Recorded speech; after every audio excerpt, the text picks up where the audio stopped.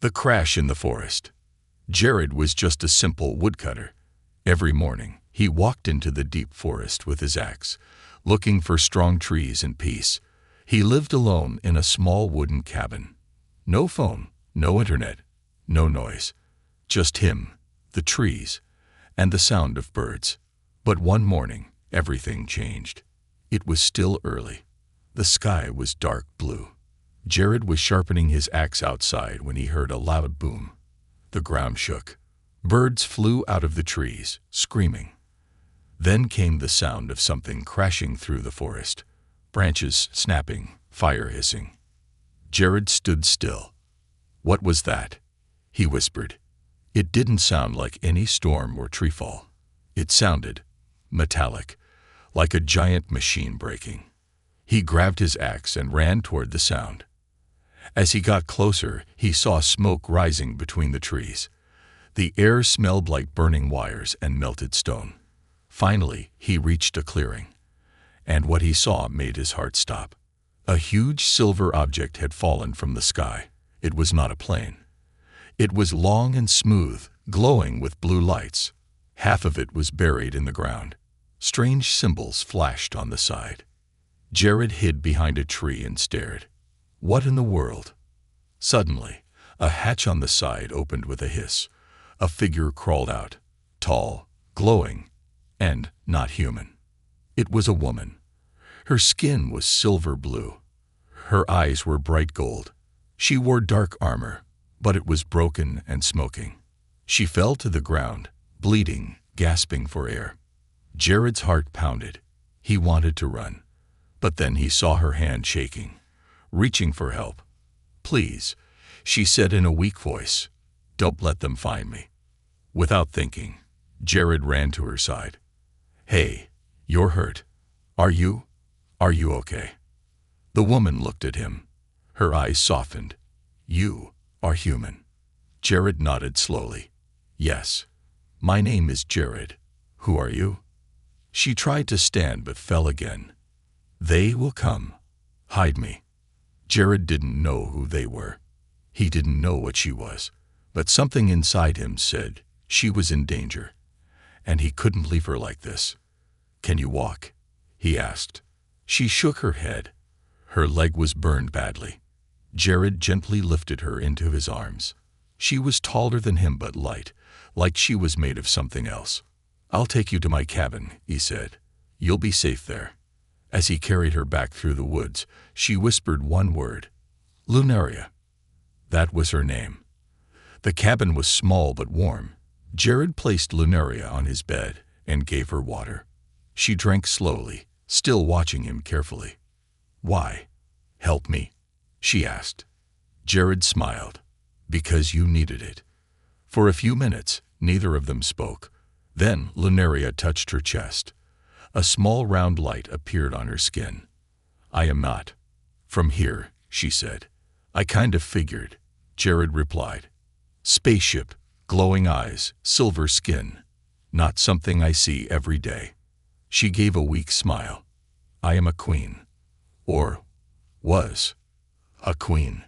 Yes. I escaped. My people wanted to control me, force me to bond with a warrior I didn't choose. But I saw Earth. I saw you." "Me?" Jared blinked. "Why me?" She looked into his eyes. "Because you are kind. You are simple, but strong in heart." Jared felt strange. Was this real? Was he dreaming? That night, as the forest slept, the sky above changed. Dark shadows passed over the cabin. Strange black ships flew silently, scanning the ground with red beams. Lunaria sat up suddenly. "They're here." "Who?" "The hunters. They want me dead. And now, they will come for you too." Jared looked out the window. The ships were moving toward the forest. He turned to Lunaria. "Then we'll hide. We'll fight if we have to. I won't let them take you." Lunaria reached out and touched his chest. A warm light passed from her hand to his body. "I chose you," she whispered. "And now, you are marked." The light vanished. Jared didn't feel different, But when he looked outside again, one of the ships paused above the trees, like it had sensed something. The forest was no longer safe, and Jared's quiet life as a woodcutter was over. They hunt the chosen. The sun had not yet risen. A pale mist moved quietly through the trees like a ghost searching for secrets. Jared stood at his cabin window, staring into the forest. He hadn't slept all night. After Lunaria had touched his chest and whispered, "You are marked," something inside him had changed. He felt warmer, stronger. His breath was slower, his heartbeat calm, even though death might be coming. Outside, the forest that once brought peace now felt like it was holding its breath. Then came the sound. Viz, viz, vmmm. A low hum vibrated the air. The birds didn't sing. The trees didn't move. Everything was frozen except the sound of machines flying low above the treetops. Jared stepped out quietly, axe in hand. Overhead, dark alien ships glided silently through the sky. Smooth, black metal with red lights scanning the forest floor. Their shapes were long and sharp, like knives searching for flesh. Jared hid behind a tree. One of the ships stopped above his cabin. A beam of light spread out like a giant scanner. It passed over the roof, over the chimney, then paused as if it had felt something. Back inside, Lunaria sat up in bed, breathing hard. "They know I'm near," she said. "The mark I gave you, it connects us. It shines like a star to them. Can they track it?" She nodded slowly. "They will not stop. They are hunters, born for only one purpose, to destroy what they fear. And right now, they fear you. They fear us." Jared looked down at his chest. The mark didn't glow, but he felt it. A strange warmth, like sunlight trapped inside his body. "What does this mark do?" he asked. "It joins your spirit with mine," Lunaria whispered. "Now, we live or die together." Jared helped her out of bed. Her leg was still burned, but healing faster than any normal wound. She leaned on him, her silver skin glowing softly in the dim light. "We can't stay here," he said. "They'll be back." "There is one place," she said, "north of here, in the mountains, a place where the trees grow so thick, machines cannot see. There, I can hide. I can recover. Then that's where we'll go." Jared packed some food, water, and blankets. He wrapped Lunaria in an old forest cloak to hide her glow. Then, before the next drone flew over, they slipped into the woods, silent as shadows. The journey was long. They moved carefully, deep into the forest where the ground was wet and soft, where the branches were thick and dark. Jared knew these paths well. As a woodcutter, he had walked them many times. But never like this, never with an alien queen beside him, hunted by machines from the stars. They rested by a river. Lunaria looked up at the sky. "I was raised inside a metal city," she said softly. "I've never seen trees like this, never heard water sing like this." Jared watched her gently touch the bark of a tree. Her fingers glowed against the rough brown skin. "Your world is alive," she said. "Ours is not." "What do you mean?"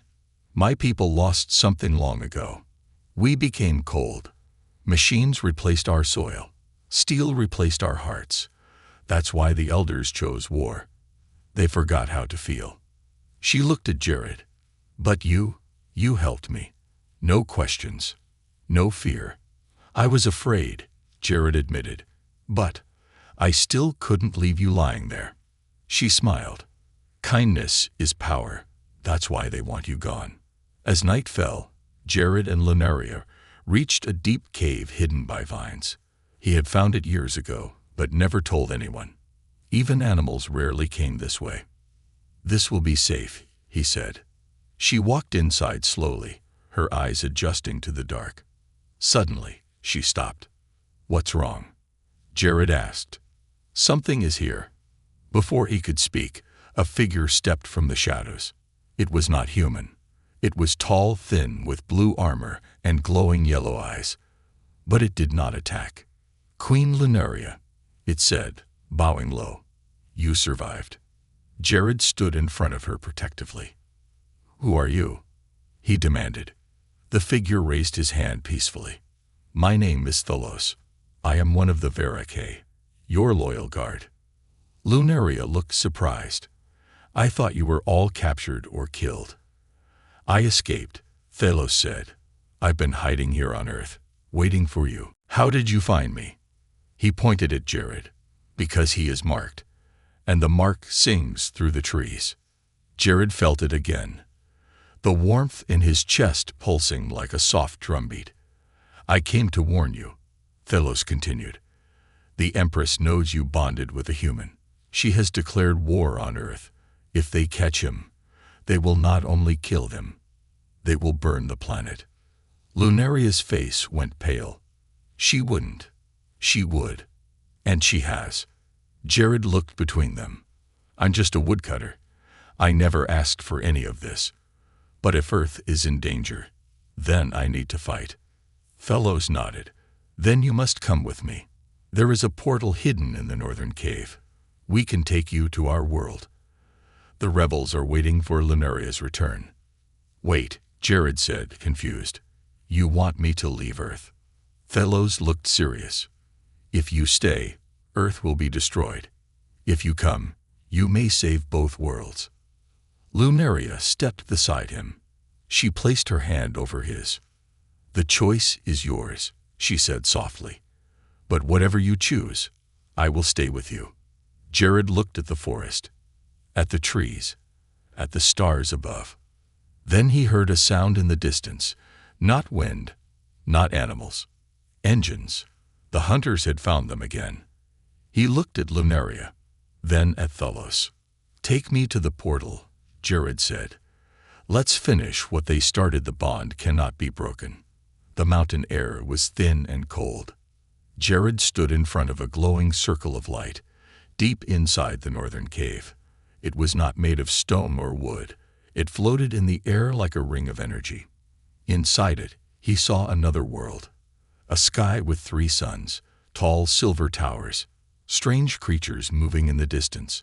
Behind him, Lunaria stood close. Her hand touched his back. This is the gate, she said. Once we pass through, there is no return. Jared turned around. I was a woodcutter yesterday, he said. Today, I'm walking into another galaxy. How is this even real? Thalos, the alien guard, stepped beside them. You were never just a woodcutter, Jared. The Queen chose you for a reason. I didn't ask to be chosen. You didn't have to. Your heart did. Jared looked into Lunaria's eyes. Are you sure I'll survive there? She nodded. If we are together, yes. He took a breath and stepped into the portal. Light swallowed everything. There was no pain, no sound, just warmth, like floating in a dream.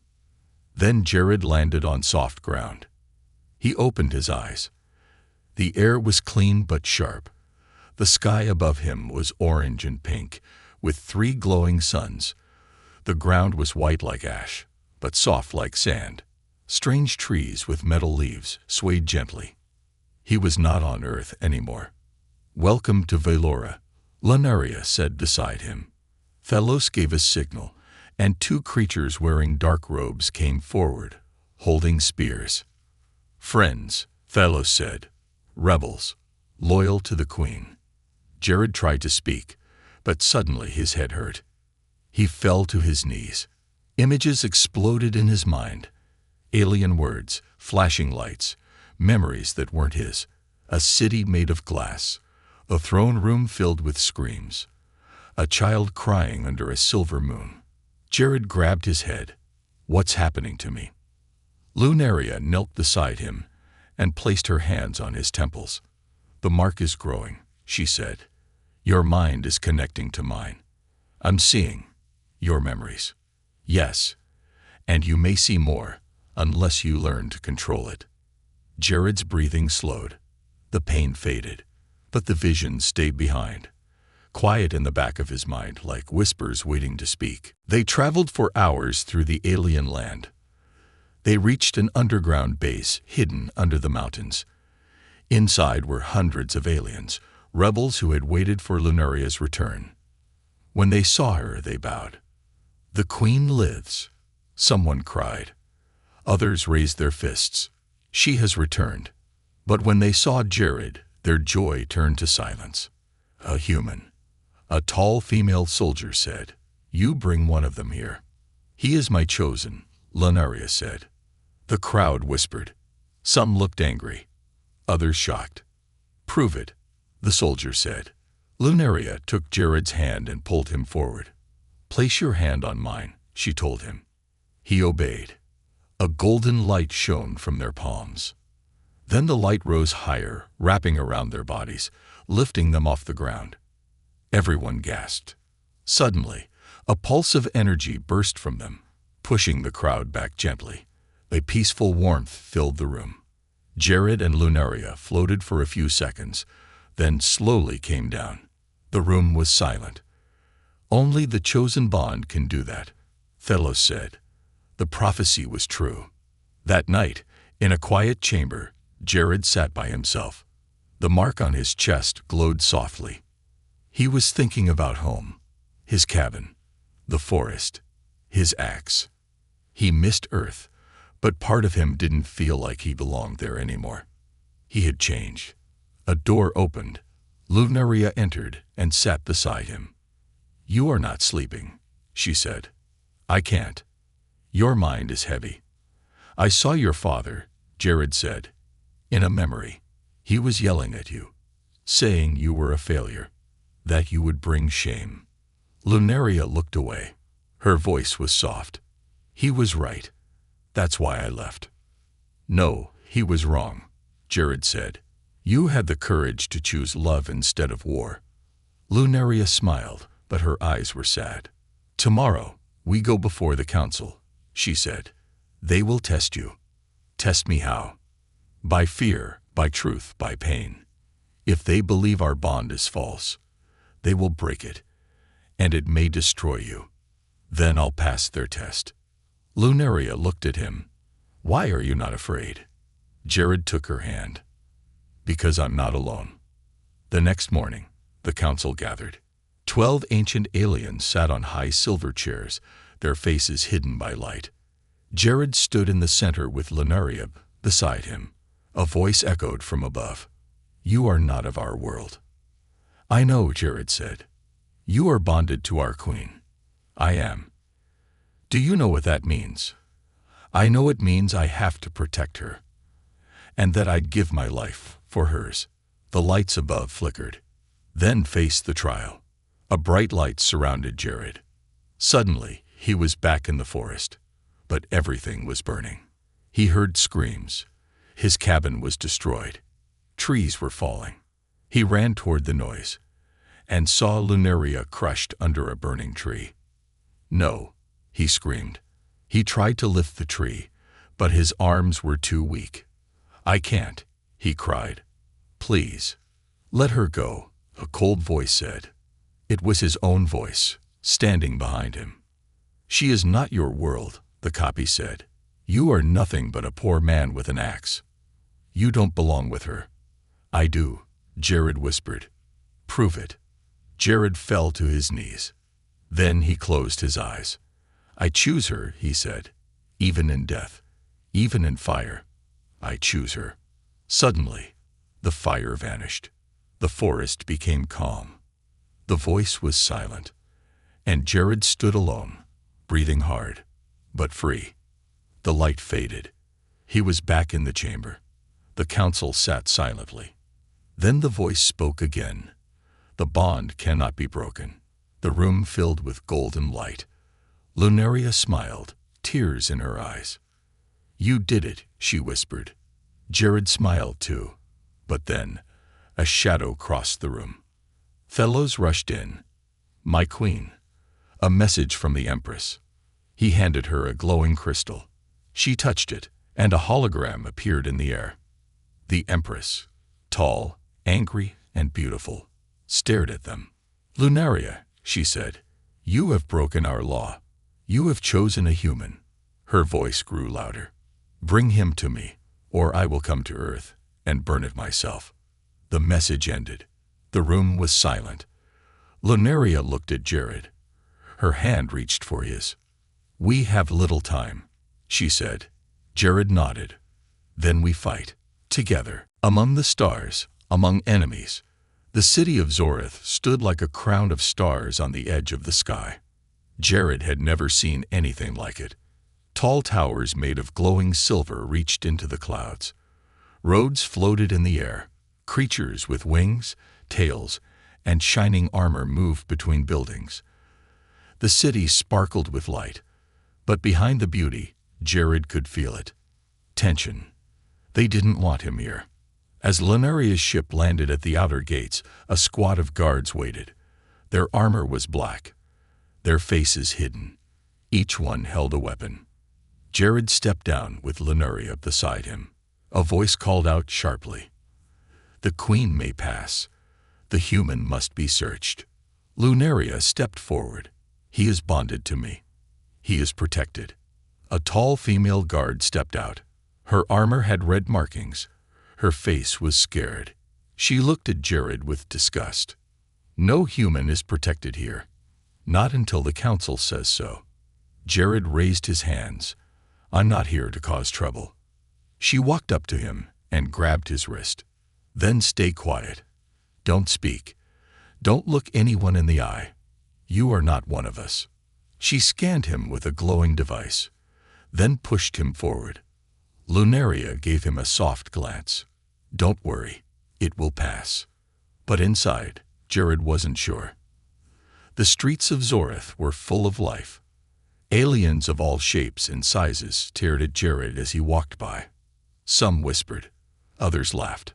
A few even spat on the ground as he passed. He heard the words, even if he didn't know the language. Disgusting. Unworthy. Her heart belongs to him. A woodcutter. Jared tried to ignore it. He had never felt so out of place. On Earth, he was poor, yes, but respected. A good man. A helper. Here, he was nothing. Lunaria squeezed his hand. "They don't know you," she said. "Then let me show them." They reached the royal district, a circle of tall towers that shimmered in the sun. Inside one tower lived the High Commander, a giant alien named Drillock. He had served Lunaria's father and believed strongly in war and power. Drillock stood as they entered. His red armor glowed. His arms crossed over his chest. "So, this is the human," he said. Jared stepped forward. "My name is Jared." "You speak too much," Drillock growled. "You should not be here." "I didn't ask to be here, but I'm not leaving her side." Drillock laughed. "And if we tear you from her arms?" Jared looked him in the eyes. "Then I'll fight." There was silence. Then Drillock threw a heavy object at Jared's feet. A training staff, long, black, and humming with power. "If you wish to be seen as a warrior," Drillock said, "then you will prove it." The training ground was wide and cold. A crowd gathered. Rebels, guards, nobles, all curious to see what the human could do. Jared stood in the center, holding the alien staff. It felt heavy, unfamiliar. Across from him stood a young alien soldier, fast, strong, and trained since birth. "Strike when ready," a voice called. The alien charge. Jared barely had time to raise the staff. The clash was loud. Sparks flew. Jared stumbled back. The alien smiled. "You are slow, human." Jared didn't reply. He adjusted his grip, tried to remember the rhythm of chopping wood, the balance of weight. The alien came again, faster. Jared ducked under the swing, rolled, and brought the staff up hard, hitting the alien in the ribs. The crowd gasped. The alien growled and attacked again, angry now. Jared blocked, dodged, and moved with a strange calm. His body felt different. The mark on his chest glowed. He could see each move before it happened. After a few minutes, the alien was on the ground, gasping. Jared offered his hand. The alien looked up, surprised, then slowly took it. The crowd was silent. Then one voice clapped, then another. Soon they were cheering. Not all, but many. Drillock stood still, watching. "Interesting," he muttered. "Very interesting." Later that night, Jared sat on the balcony of Lunaria's chamber. The city lights sparkled below. He was bruised, tired, but alive. Lunaria came beside him, holding a cloth with medicine. She gently cleaned the cuts on his arms. "You surprised them," she said. "I surprised myself. I saw your mark glow. I felt it. You're changing, Jared. You're becoming something more. I don't want to become something more. I just want to be enough." Lunaria smiled. "You are more than enough." She touched his cheek. "I dreamed of someone like you when I was a child, but I never believed someone like you could exist." Jared laughed softly. "A guy with an axe and no money. A man with a strong heart and clean hands." They sat in silence for a while. Then a scream echoed from below. Jared rushed down, with Lunaria behind him. At the market plaza, a small alien child was crying. Her mother lay on the ground, shaking. Her skin had turned gray. Poison. "She ate the wrong fruit," someone said. "Too late," another muttered. "No healer is close." Jared dropped beside her. He remembered the herbs Lunaria had used once for herself. He had seen their color, their shape. "I can help," he said. He ran to a plant growing nearby, pulled the blue root, crushed it with a stone, and placed it on the woman's chest. Lunaria watched closely. The poison began to fade. The woman breathed again. The child clung to her. People stared. "He saved her," someone whispered. "A human. Saved her." Later, Drillock called for him. "You are not like others," he said slowly. "But still, the Empress comes, and she brings war." "We'll face it," Jared said. "She will ask for you, and she will not ask nicely. Then I'll give her my answer." Drillock leaned in. "She destroyed planets before. She burned cities for less. She is not just a queen. She is a god to some." Jared's eyes were calm. "I've chopped trees bigger than her ego." Drillock blinked. Then, to everyone's shock, laughed. "A human with fire," he said.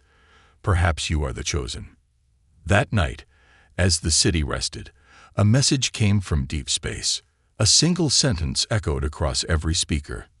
"Lunaria, your time is over. Give me the human, or watch your world fall."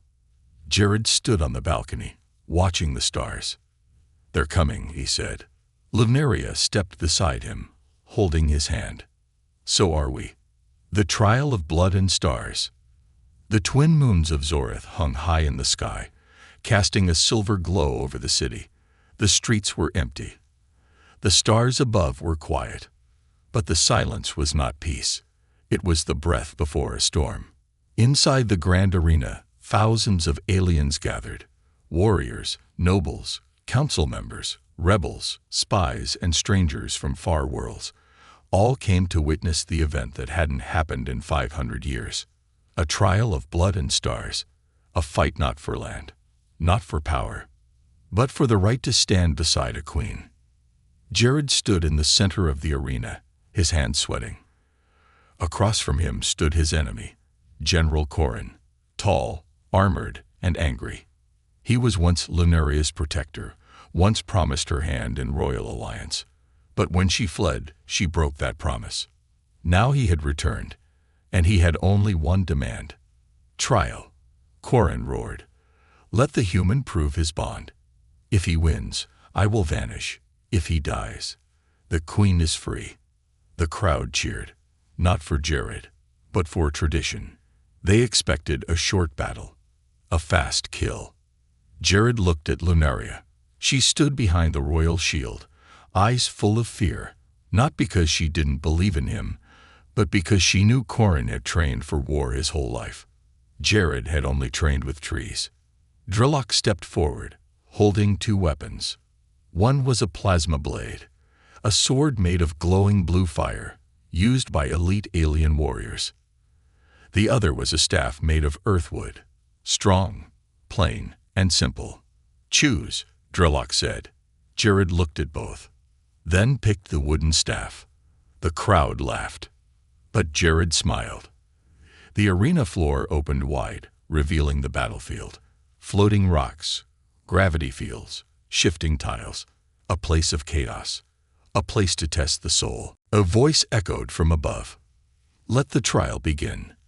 Corrin charged first, fast and brutal. His blade sang through the air, crackling with energy. Jared rolled to the side, barely dodging. He used the staff to block, but sparks flew as the plasma blade sliced near. The crowd shouted with excitement. Jared backed away, watching, thinking. Corrin attacked again. Jared ducked, then used the staff to sweep his legs. Corrin stumbled, surprised. "You're slower than I expected," Jared said, panting. "You're braver than I thought," Corrin growled. They fought for several minutes, blade against wood, strength against timing.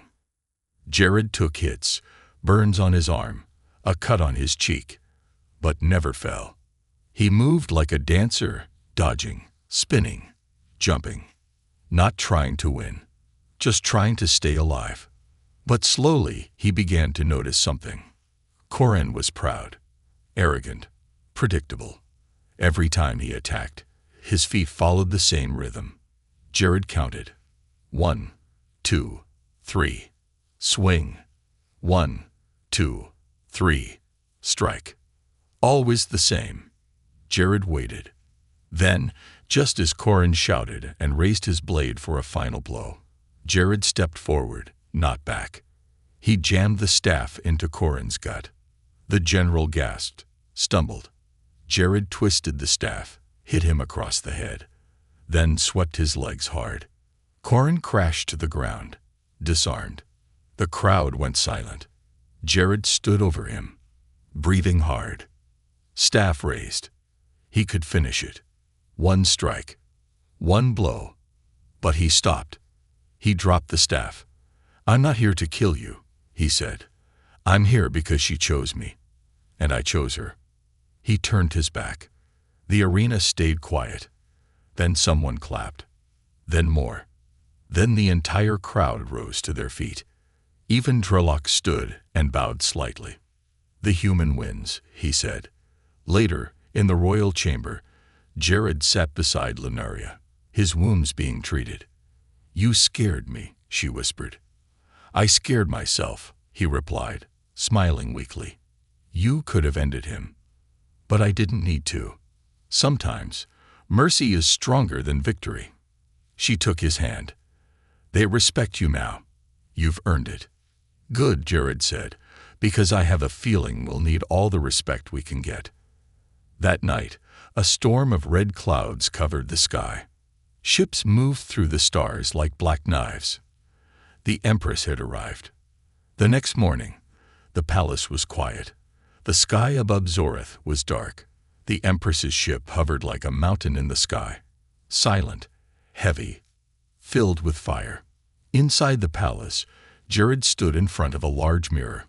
He wore light armor now, not heavy like the aliens, but made for him. A mix of earth leather and alien tech. The mark on his chest glowed beneath the fabric. Lunaria entered. "She's here," she said. "I know. She asked for you. Alone." Jared nodded. "I'm ready." The Empress's chamber was cold and endless. Black walls, floating lights, and at the center, a throne made of shadows. The Empress sat tall and still. Her eyes were cold fire. Her voice, soft but dangerous. "So this is the human." Jared bowed slightly. "Yes, Your Majesty. You took my daughter. She came to me. You think you're worthy?" "No, but she thinks I am. And I trust her." The Empress stood. She walked around him, watching. "You could have power," she whispered. "I could make you a king, give you stars to command. If you leave her, I already have a kingdom, Jared said. It's wherever she is. The Empress paused. You speak like a poet, but do you bleed like a soldier? She raised her hand, and Jared dropped to his knees, gasping. Pain filled his body. Sharp, white, endless. But he didn't scream. He looked up. Still breathing. Still there. The Empress watched him for a long time, then lowered her hand.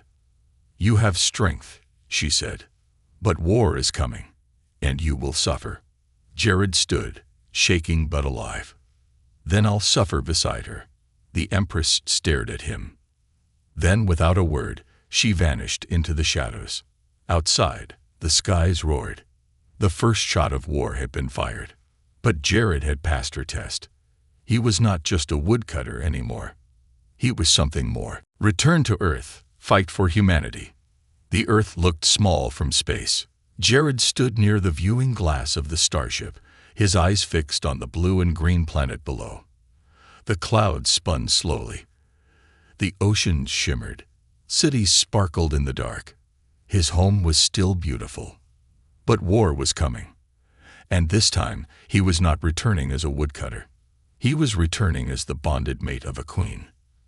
And the last hope of two worlds. Behind him, Lunaria stood tall in her silver armor, her hand resting gently on his shoulder. They will come for you, she said. Not with words, with fire. Then let them, Jared replied. But they won't find us begging. Beside them, Drillock studied a small map of Earth. Her ships are already in orbit, he said. Cloaked. Waiting. She has not attacked yet. But she will. Where will she strike first? Jared asked. Drillock looked up. Where she can hurt the most. They landed in a remote forest in the Pacific Northwest, not far from Jared's cabin. It was still there, untouched. The axe still rested beside the door. The woodpile was half full. The wind moved gently through the tall pines. Lunaria walked through it in silence. Her fingers touched the walls. The floorboards creaked. A bird sang from a nearby branch. This is where I found you, she said softly. It's where I found myself, Jared replied. He stepped outside, breathing the earth air deeply. The smell of moss, bark, and home filled his lungs. But then, he heard it. A distant hum. Not birds, not wind. Engines. From the sky, black ships appeared like falling daggers. People in the nearby town screamed. Sirens wailed. Cameras picked up the images. News reports flashed across phones. Unknown aircraft. City lockdown. Possible alien invasion. Jared stood on the road outside the town with Lunaria beside him and Drillock just behind. Ready? He asked. Lunaria nodded. Always. They moved fast, but not with fear, with purpose. In the town square, a massive alien walker, four-legged and tall as a building, stomped across cars and trees. Its red beams scanned faces. Anyone who ran was marked. Anyone who fought was shot. Inside the chaos, a young boy screamed. His mother was trapped under a car. Flames rose around them. Jared charged forward. Get back. Someone shouted. It's suicide. But Jared didn't stop.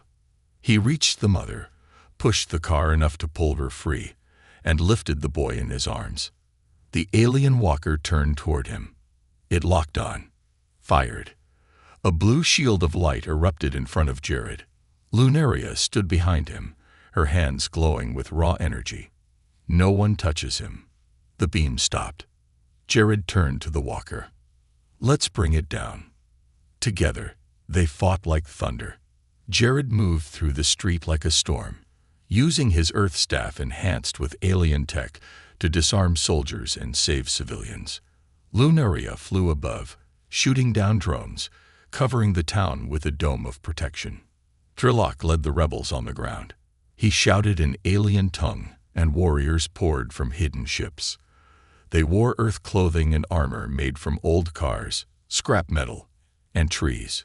Earth's warriors. Jared spoke to the people. This is our home.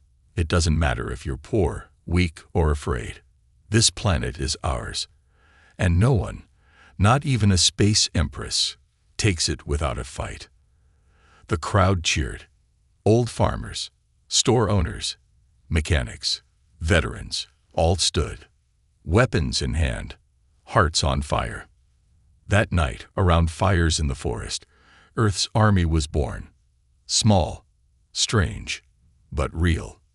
Jared walked among them, bandaging wounds, sharing water, talking to scared teens and brave grandmothers. His voice was quiet but full of strength. You don't need to be strong to fight. You need to care. Lunaria watched him. You are more king than any royal I have known, she whispered. But the night did not stay quiet. Suddenly, a giant screen appeared in the sky, a hologram. The Empress. Her face was calm, but her voice was like a blade. Earthlings, you protect a human who stole a royal bond. Surrender him, or burn. Jared stood tall and faced the sky. No, he said loudly, you burn. The screen vanished. At sunrise, the trees shook. Ships rained from the sky. The final battle had begun. Jared kissed Lunaria's forehead. Whatever happens, I'm glad you crashed into my forest. She smiled through tears. Whatever happens, I'm proud of you. Then they ran into war. On the battlefield, Earth's strange army met the Empress's forces. Explosions lit up the sky. Lunaria flew above, creating shields and calling orders. Jared led charges through rivers and roads, his staff glowing with the mark's power. He fought beside soldiers, not above them. And slowly, something impossible happened. They pushed the enemy back. But then it happened. The sky opened, and the Empress descended. She wore black armor and floated above the ground like a dark star. Her eyes burned with fire. Her voice echoed across the field. You think love is strength. You think kindness wins wars. Jared stepped forward. No, but it gives people something worth dying for. She raised her hand. A storm of energy shot at him. But this time, he didn't fall. His mark glowed like a sun, and he absorbed the blow. The crowd gasped. Jared's body glowed. Light poured from his hands. His staff rose into the air, split, and became two glowing blades. He charged. The Empress fought him, hand to hand, blade to blade, mind to mind. It wasn't brute strength. It was willpower. And slowly, inch by inch, he won. She fell to her knees, panting. Her crown dropped to the ground. She looked up at him. You are just a man. Jared helped her up. Exactly. And that's enough. She looked at Lunaria. I was wrong, she said. You chose well. Then she vanished. The war ended. That night, Earth was quiet. The stars were clear. People danced in the streets. Jared stood at the edge of the forest, Lunaria beside him, her hand on her stomach. You're sure? He asked. She smiled. Yes, a child. Ours. He breathed deeply. I guess it's time to build a bigger cabin. Rise of the Human King. Years had passed since the skies burned. The world had changed. Cities that once feared the stars now lit them with hope. Spacecrafts from distant galaxies now landed beside airports. Children in schools learn not only Earth's history, but the stories of Valora, Zoreth, and the fallen Empress. And in the heart of the Pacific Northwest, hidden deep in the forest, a small wooden cabin still stood. But it had grown. It now had tall windows, smooth stone walls, and alien vines that glowed softly at night. Machines hummed quietly in the corners, healing plants and storing food. A garden stretched wide across the land, filled with strange blue fruits and earth vegetables. And in the center of it all stood Jared, older, wiser, stronger, not in body, but in spirit. He was not a king in the way people imagined. He wore no crown, sat on no throne, But when he walked through cities or forests, people stopped and bowed their heads. Not because he asked, because he never did. Inside the home, Lunaria sat near the fireplace, holding a child in her arms. The girl had soft brown skin like her father, but eyes like gold stars, just like her mother. Her hair was thick and curly, with streaks of glowing silver. She was not fully human, not fully alien. She was the first of something new, something beautiful. Jared knelt beside them.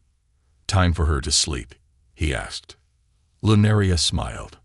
"She doesn't want to. She wants a story." The child clapped her hands. "Tell me the one about the axe, Papa. The axe and the big robot." Jared laughed softly. Again, she nodded. He leaned closer. "Once upon a time, there was a man who lived in the woods. He had no army, no spaceship, no magic, just an old axe and a quiet life. But one day, the stars came crashing down." As he told the story, Lunaria watched him with eyes full of peace.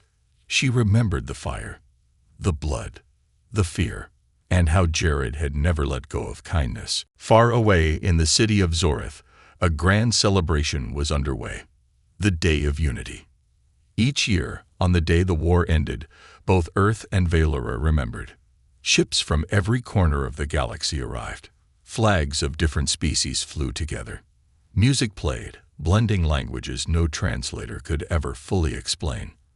And in the city's tallest tower, the new Council of Peace gathered. They were no longer 12 old beings in silver chairs. Now they were many: human, alien, hybrid, warrior, healer, farmer, teacher, all equal. And at the center stood 2 empty seats, one for the queen, one for the human. Jared and Lunaria arrived quietly. No parade, no guards. People noticed them anyway. Children ran forward. Some called him the Woodcutter King. Others just said, "Thank you." Jared shook hands, hugged elders, and helped a crying boy find his lost brother. Lunaria watched, proud. In the central hall, silence fell as the couple entered. Drillock, now older and wearing robes of wisdom instead of armor, stood and raised a hand. "The day peace was born. It did not begin with a blade," he said. "It began with kindness."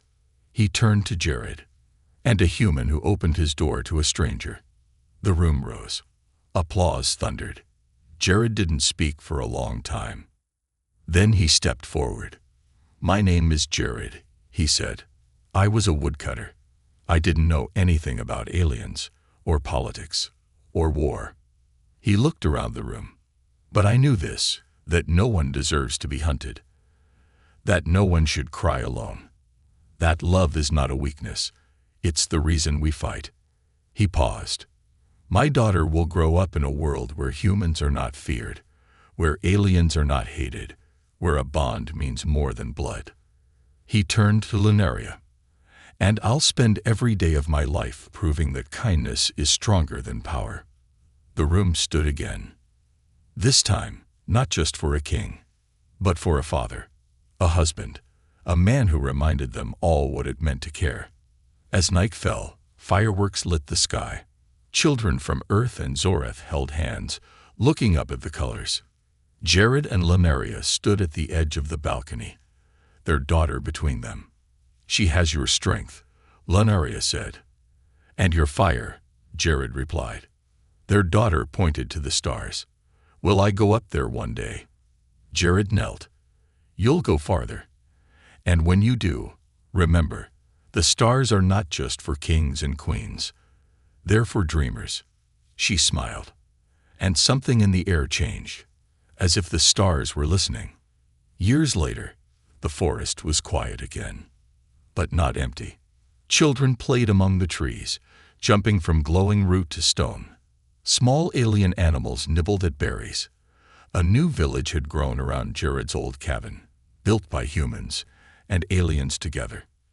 And at the center, beneath a tall tree, sat a stone, carved with words. He had no crown, But the world bowed to him anyway. He had no army, but hearts followed him forever. He was the first of the chosen, and his kindness lit the stars. In memory of Jared, the human king. Some say he still walks the forest on quiet mornings. Others say he became part of the light. But all remember what he taught. That courage does not begin with war. It begins with a man opening his door and saying, "You're safe here."